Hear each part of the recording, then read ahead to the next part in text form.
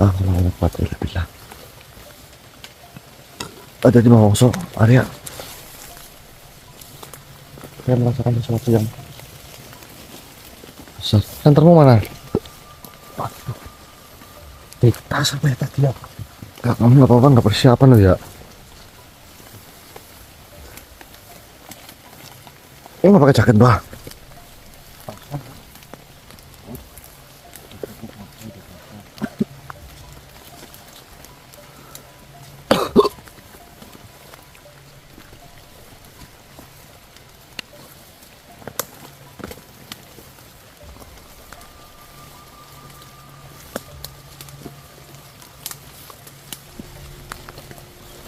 Jadi ya, la haula wala quwata illa billahil azim.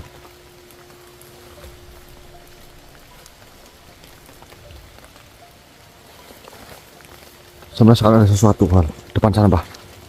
Allahu Akbar.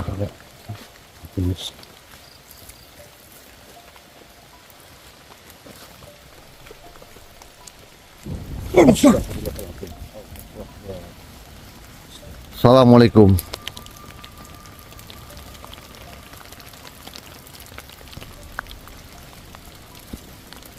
Kurang jelas nih, siap. Assalamualaikum.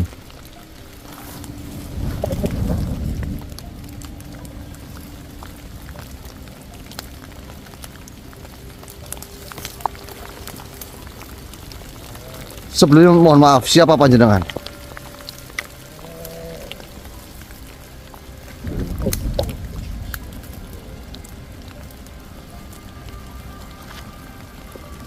La haula wala quwwata illa billah.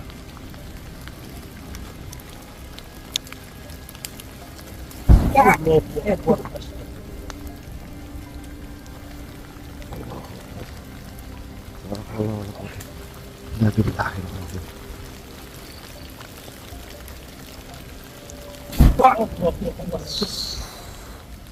La haula wala quwwata illa billah.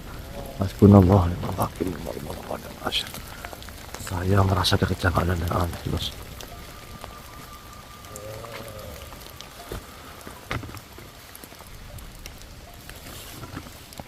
Ya kunci korun, tunjukkanlah siapa makhluk ini sebenarnya. Tawakal ya udah mas. Kafa ya menshot Allahu Akbar. La haula wala quwwata illa billahil azim. Bukan saya benar Mbah Wongso. Ya.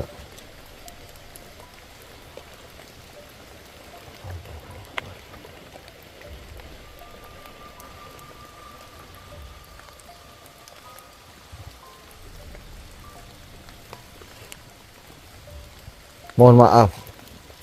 Siapa panjenengan?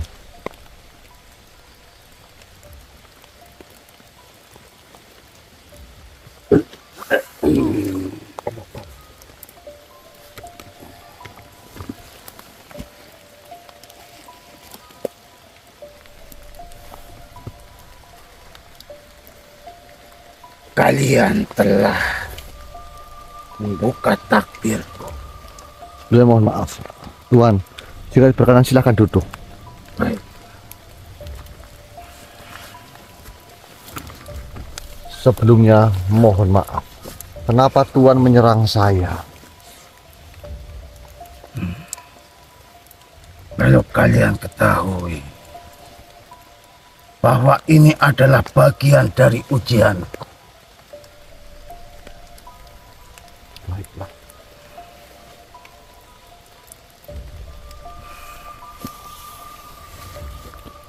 Baiklah Tuan.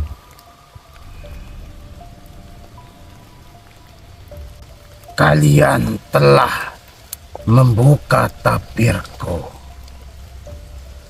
Sungguh tidak banyak orang yang bisa melakukan ini. Maka sebelum kalian melanjutkan perjalanan, perkenalkan, diriku adalah Syekh Sakti Ilyamuddin, berasal dari Maroko. Berarti Tuan Syekh sengaja merubah wujud Tuan Syekh untuk menguji kami. Betul sekali. Maafkan kami, Syekh. Kami tidak bermaksud lancang. Tetapi perjalanan ini telah membawa kami ke hadapanmu. Jika boleh, bolehkah kami tahu mengapa engkau berada di sini dalam wujud seperti tadi? Untuk hal itu mungkin kalian tidak perlu tahu. Justru sayalah yang ingin bertanya kepada kalian. Apakah kalian Islam? Iya, kami Islam. Jika benar kalian Islam, maka katakanlah kepadaku, apa arti dari syahadat? La haula wala quwata illa billahil azim. La billahil azim. Baiklah. Syahadat adalah kesaksian. Aku bersaksi bahwa tiada Tuhan selain Allah dan Nabi Muhammad adalah utusan.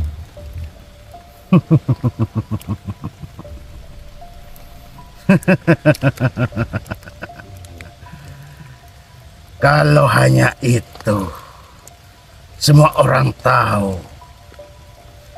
Itu adalah jawaban dasar. Wahai anak muda, siapa saja bisa mengucapkannya. Tapi apakah kau benar-benar memahaminya?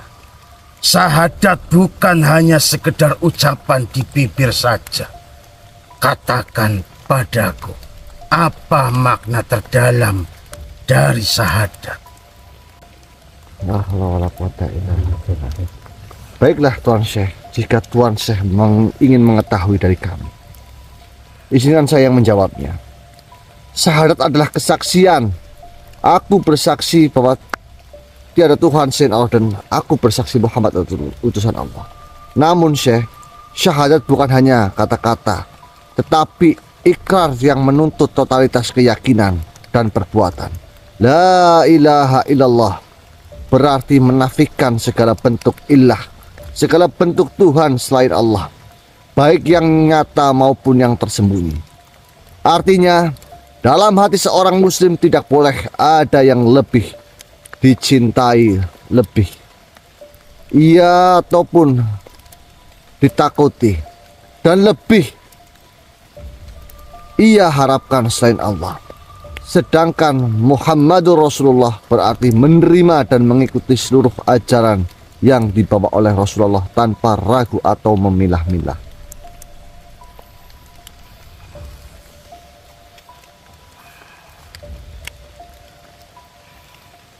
Baik, kau menjawab dengan benar.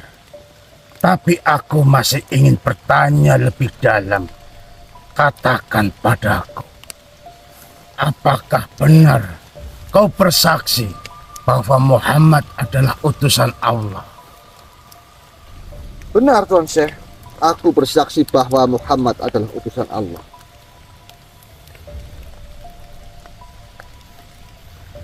Jika kau benar-benar bersaksi, apakah kau pernah melihat sendiri Muhammad diutus? Apakah kau pernah mendengar wahyu turun kepadanya? Bagaimana kau bisa bersaksi tentang sesuatu yang belum pernah kau saksikan sendiri? La haula wala quwata illa billah.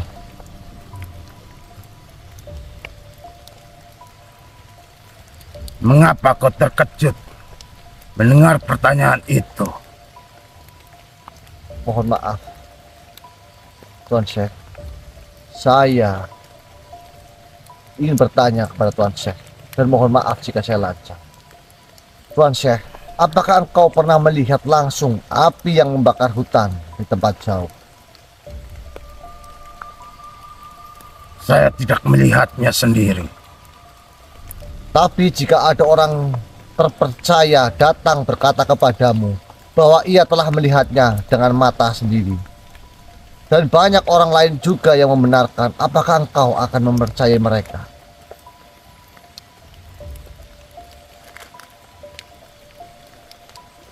Jika orang-orang itu terpercaya maka aku akan mempercayainya. Baiklah, Tuan Syekh. Begitulah cara kami bersaksi tentang Nabi Muhammad. Kami tidak melihatnya secara langsung, tapi para sahabat melihatnya. Mereka menyampaikan kesaksian mereka dengan penuh kejujuran. Dan generasi setelahnya pun mencatat dan menjaga kebenaran itu. Jika kesaksian dari orang terpercaya cukup untuk menerima suatu kejadian, maka bagaimana mungkin kita menolak kesaksian dari para sahabat yang begitu banyak dan begitu jujur? Kau cerdas, anak muda. Tapi aku masih belum selesai untuk mengujimu.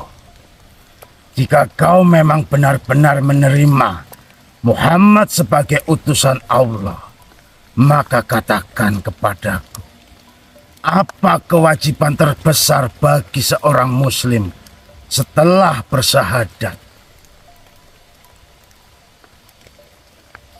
Arya, dengarkannya. Ini adalah ujian ilmu juga ujian keyakinannya. Iya, Mas. Baiklah, Tuan Syekh. Kewajiban terbesar seorang muslim setelah bersyahadat adalah menegakkan tauhid dalam segala hal di kehidupannya. Karena syahadat bukan sekedar ucapan, tapi ikrar yang harus diwujudkan dalam keyakinan, perkataan, dan perbuatan. Tidak cukup hanya mengatakan la ilaha illallah tanpa menafikan segala bentuk kesyirikan dan mengamalkannya atau mengamalkan perintahnya. Baiklah, kau menjawab dengan benar. Tapi bagaimana cara seseorang menjaga syahadatnya agar tetap murni dan tidak ternodai?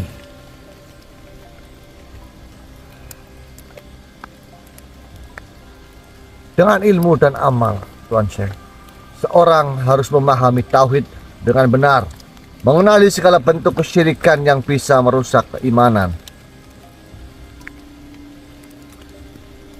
serta beramal sesuai dengan ajaran Rasulullah. Syahadat bukan sekedar pernyataan, tetapi janji kepada Allah untuk taat dan menjauhi segala bentuk kemusyrikan, baik yang tampak maupun yang tersembunyi, Tuan Syekh. Kau berbicara tentang tauhid, tapi tahukah kau bahwa banyak orang mengaku bertauhid, tetapi hatinya masih bergantung pada selain Allah. Mereka beribadah, tetapi hatinya berharap kepada makhluk. Mereka bersedekah, tetapi mengharapkan pujian. Mereka sholat, tetapi pikirannya tentang dunia. Bagaimana menurutmu tentang hal ini?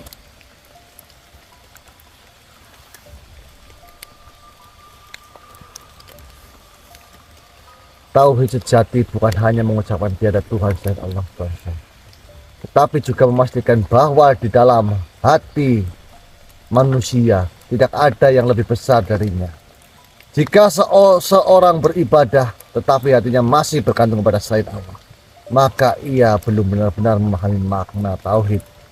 Syahadat adalah penyucian hati dari segala bentuk ketergantungan kepada makhluk, sehingga hanya Allah lah yang menjadi tempat bergantung.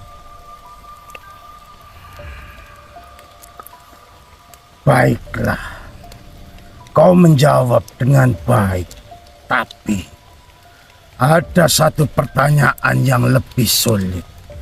Jika kau mengaku Islam, mengaku bertauhid, dan mengaku bersaksi bahwa Muhammad adalah utusan Allah, maka katakanlah kepadaku, apakah kau telah mengikuti seluruh ajaran Rasulullah dengan sempurna? Jika tidak, bagaimana mungkin kau berani bersaksi bahwa kau benar-benar seorang muslim?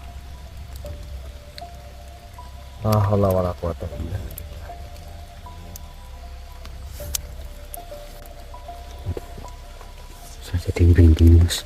Tenang aja ya. Mohon maaf Tuan Syekh Ihyamuddin. Apakah seorang manusia bisa benar-benar mencapai kesempurnaan dalam mengikuti Rasulullah?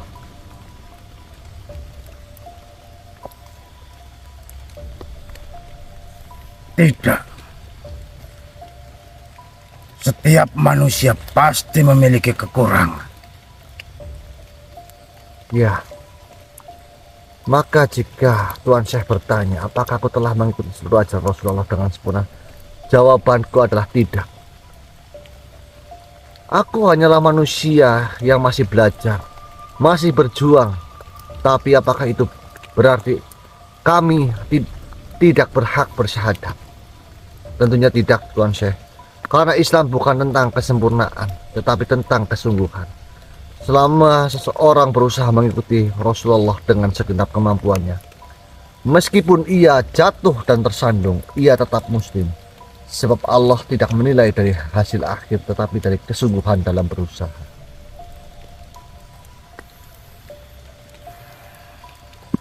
Jawabanmu benar, anak muda. Islam memang bukan tentang menjadi sempurna, tetapi tentang menjadi lebih baik. Setiap harinya engkau telah memahami makna syahadat dengan baik. Terima kasih Tuan Syekh. Tapi aku merasa ini belum berakhir. Sepertinya masih ada pertanyaan yang ingin panjenengan ajukan kepada diri kami. Kau memang cerdas. Baiklah, ada satu pertanyaan terakhir. Kau telah berbicara panjang lebar tentang syahadat, tauhid, dan Rasulullah. Tapi, apakah kau tahu bahwa syahadat juga berkaitan dengan amanah? Amanah, Tuan Syekh? Iya.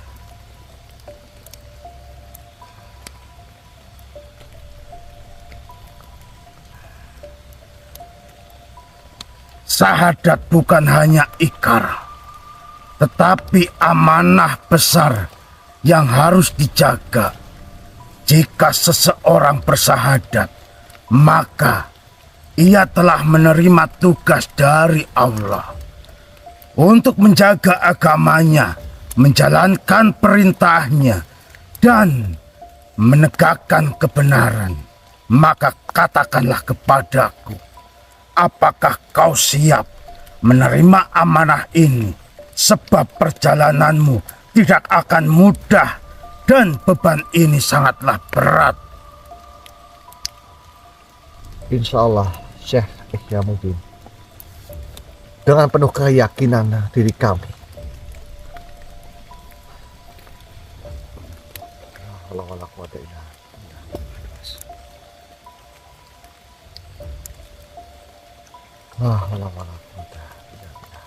Insya Allah kita bersiap, Tuan Syekh.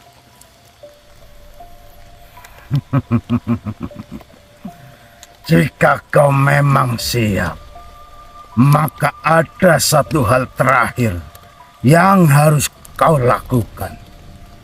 Tapi sebelum kau memberitahu, aku memberitahumu.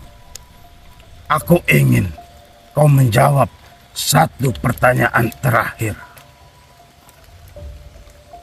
Katakan kepadaku, apakah kau tahu mengapa Nabi Sulaiman diberikan kekuasaan yang begitu besar, tetapi tetap menjadi hamba Allah yang paling taat?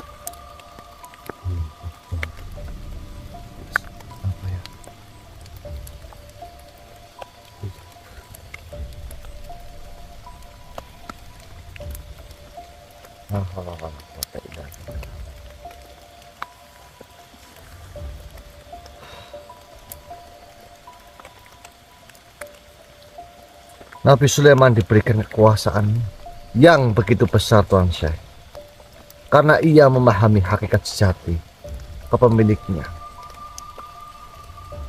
Beliau tahu bahwa segala sesuatu yang ada di dunia ini bukanlah miliknya, tetapi milik Allah. Kekuasaan, harta, bahkan pasukan jin dan angin yang tunduk padanya bukanlah bukti kehebatannya, melainkan bukti keagungan Allah. Itulah sebabnya, meskipun Nabi Sulaiman memiliki segalanya, hatinya tetap berserah kepada Allah. Ia tidak pernah merasa memiliki karena ia tahu ia hanyalah seorang penjaga amanah.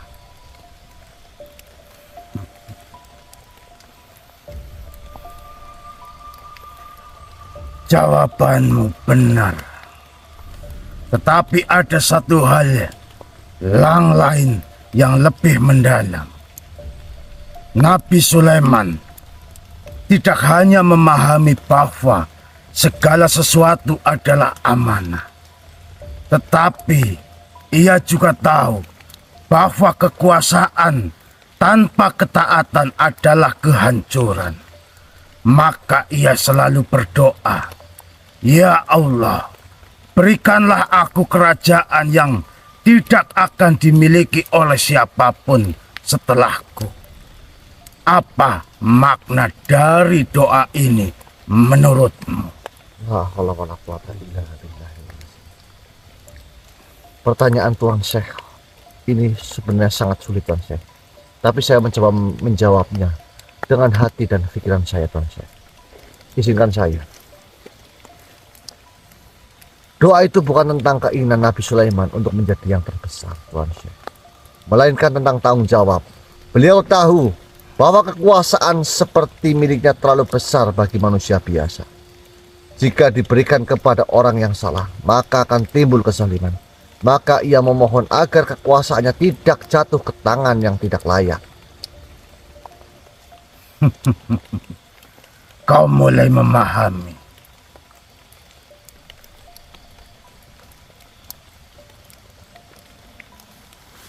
Sekarang aku ingin bertanya suatu hal yang lebih pribadi. Kau membawa kunci korun, sesuatu yang tidak seharusnya ada di tangan manusia biasa. Bagaimana kau bisa memilikinya?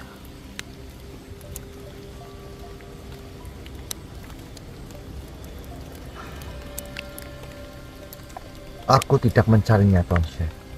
Kunci itu datang kepadaku melalui serangkaian peristiwa yang telah digariskan oleh takdir. Aku tidak pernah merasa layak memilikinya. Tapi aku percaya bahwa jika Allah telah mempercayakan sesuatu kepadaku, kepada kami, maka pasti ada maksud di baliknya.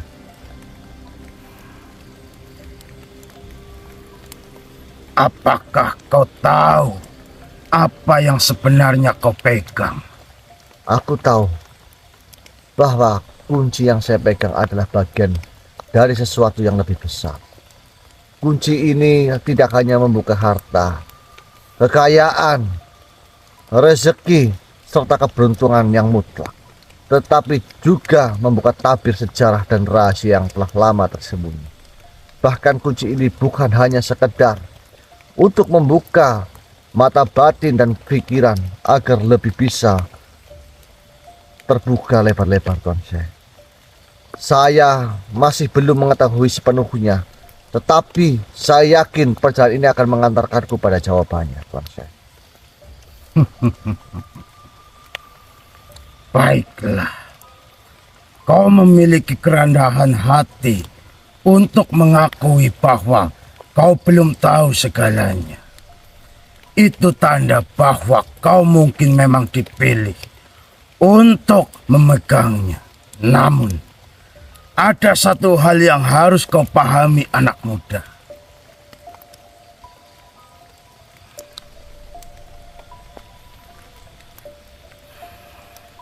Kunci korun bukan hanya sekedar kunci. Ia bukan hanya benda yang membuka harta. Ia adalah ujian. Orang yang memiliki kunci ini akan diuji dengan 3 hal: keserakahan, kekuasaan, dan juga keimanan. Jika kau gagal dalam salah satunya, maka kunci ini akan menjadi kutukan, bukanlah anugerah.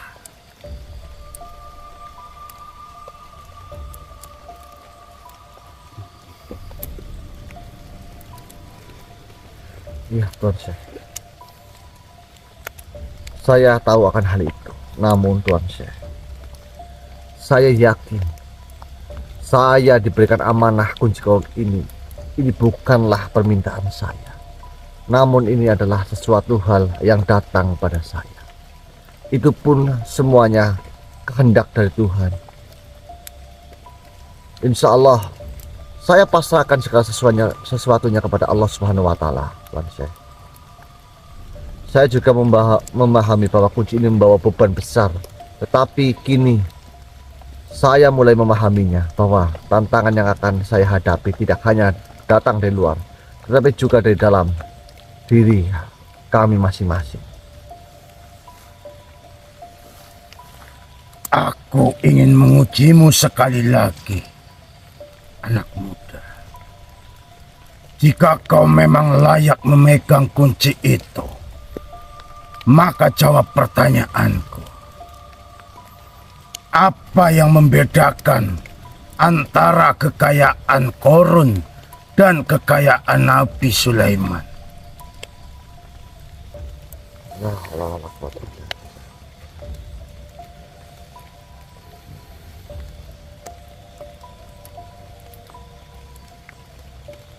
Kekayaan Korun dan kekayaan Nabi Sulaiman berasal dari sumber yang sama, yakni Allah, Tuan Syekh. Tetapi yang membedakan keduanya adalah bagaimana mereka menyikapinya. Korun diberikan kekayaan yang melimpah, tetapi ia menganggapnya sebagai hasil dari usahanya sendiri. Ia berkata, ini semua aku dapatkan karena ilmuku, lalu lupa bahwa segala sesuatu yang dimiliki manusia hanyalah titipan. Ia merasa dirinya lebih besar daripada orang lain, sehingga kesombongannya membutakan hatinya. Akhirnya hartanya menjadi beban yang menenggelamkannya ke dalam bumi dan dimakan oleh waktu, Tuan Syekh.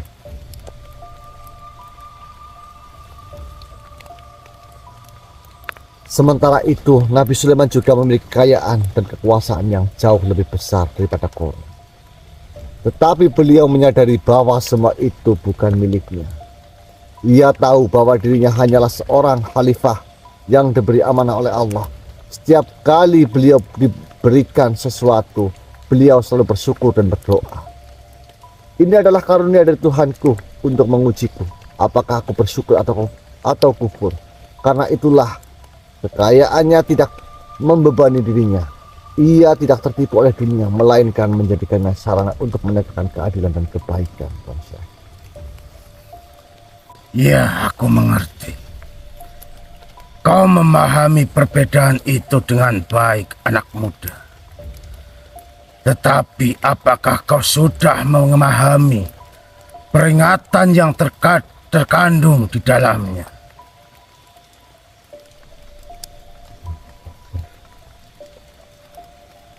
Ya, aku mengerti. Kekayaan dan kekuasaan bukanlah tujuan, melainkan ujian, Tuan Syekh. Jika seorang tidak memiliki hati yang bersih dan niat yang lurus, maka apa yang ia anggap sebagai anugerah bisa menjadikan kutukan. Korun gagal dalam ujiannya karena hatinya dikuasai oleh kesombongan, sementara Nabi Sulaiman lulus dalam ujiannya karena ia selalu menyandarkan segala sesuatunya kepada Allah. Maka bukan kekayaan itu sendiri yang menentukan nasib seseorang, tapi bagaimana ia memperlakukannya. Baik, kau telah memahami inti dari pertanyaan. Tetapi ada satu pertanyaan terakhir. Sebelum aku mengizinkanmu melanjutkan perjalanan.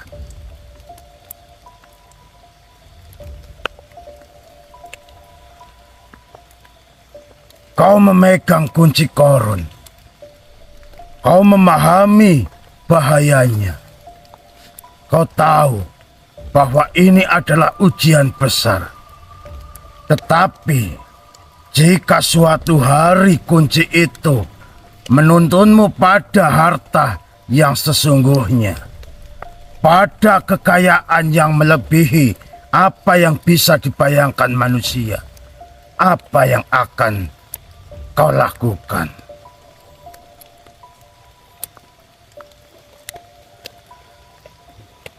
La haula wala quwwata illa billah.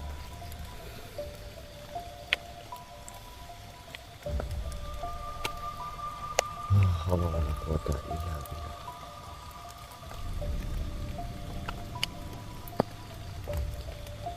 Insyaallah Tuan Syekh, kami akan terus berpegang teguh kepada amanah yang telah diberikan. Bahkan saya sudah memberikan paweling kepada saudara-saudara saya, yang dimana saudara-saudara saya adalah orang-orang yang tidak akan seperti itu. Saya yakin jika nanti saudara-saudara saya menjadikan diri mereka seseorang yang kaya, yang memiliki kekuasaan, harta dan jabatan, mereka akan menjadi insan yang baik luhurnya, Tuan Syekh. Wahai anak muda, jawabanmu benar dan hatimu telah menunjukkan tanda-tanda keikhlasan. Namun sebelum aku pergi, aku ingin memberikanmu sebuah pembelajaran yang lebih dalam. Sesuatu yang selama ini banyak manusia ucapkan, namun sedikit yang benar-benar memahaminya. Aku ingin kau mendengar dan merenungkan dengan hati yang paling jernih tentang makna sejati syahadat.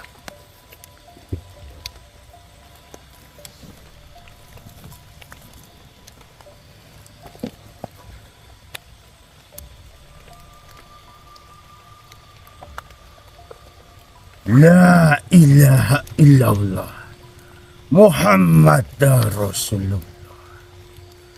Kalimat ini adalah pondasi dari seluruh kehidupan seseorang mukmin. Ia bukan hanya sekedar ucapan di bibir tentunya. Bukan sekedar syarat untuk masuk Islam, tetapi ia adalah janji, pengakuan, dan ikrar yang menuntut pembuktian seumur hidup. Ketika seseorang mengucapkan la ilaha illallah, ia sedang bersaksi bahwa tidak ada Tuhan selain Allah.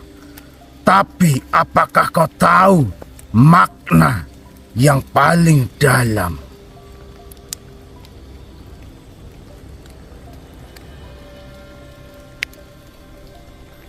La ilaha illallah bukan sekedar meniadakan Tuhan selain Allah dalam bentuk patung ataupun berhala. Lebih dari itu, ia adalah peniadaan segala sesuatu yang menguasai hati selain Allah. Ketika manusia lebih takut kepada manusia daripada takut kepada Allah, maka ia telah menjadikan manusia itu sebagai Tuhannya.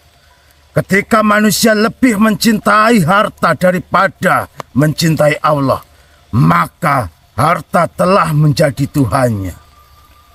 Ketika manusia lebih percaya kepada kekuatan dirinya sendiri daripada percaya kepada Allah, maka dirinya sendiri telah menjadi Tuhannya. Maka mengucapkan la ilaha illallah adalah menghilangkan segala Tuhan-Tuhan yang bersemayan dalam hati. Tidak ada daya, tidak ada kekuatan, dan tidak ada kecintaan yang lebih tinggi dari kecintaan kepada Allah. Inilah makna tauhid yang sejati. Oke, ya Syekh. Dan bagaimana dengan Muhammad dan Rasulullah? Ketika seseorang mengucapkan Muhammadur Rasulullah, ia sedang bersaksi bahwa Muhammad adalah utusan Allah. Tapi apakah cukup hanya dengan mengakui, tidak mengakui Nabi Muhammad sebagai utusan Allah? Berarti mengikuti jalannya, meneladani akhlaknya,